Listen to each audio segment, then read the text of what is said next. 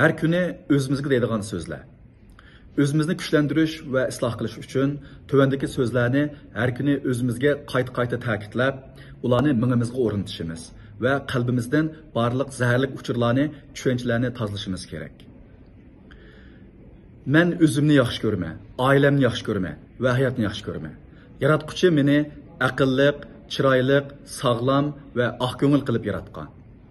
Ata-onam meni yaramliq va vafodor bo'lsin deb cho'ng qilgan. Men bu dunyoga yaxshilik va izgulik barpo qilg'ili kelgan. Men cho'qim utuq qozinaman. Men cho'qim o'zim yaxshi ko'rgan ishlarda natija qozinaman. Men aktiv, ijobiy va ilhomli kishilar bilan do'st bo'laman. Kishilarga samimiy va durust muomala qilaman. Meni qayg'uga soladigan, tushkunlashtiradigan, ruhimni buzadigan kishilar va ishlardan neri turaman.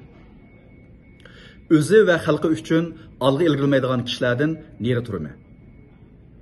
Men cho'qim doim kitob o'qiyman. Aqlimni va iqtidorimni o'stiraman.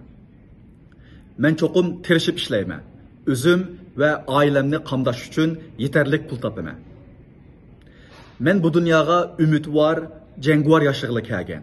Men tushkun emas. Men cho'qim xalqim uchun, oilam uchun yaramliq va kuchli inson bo'laman.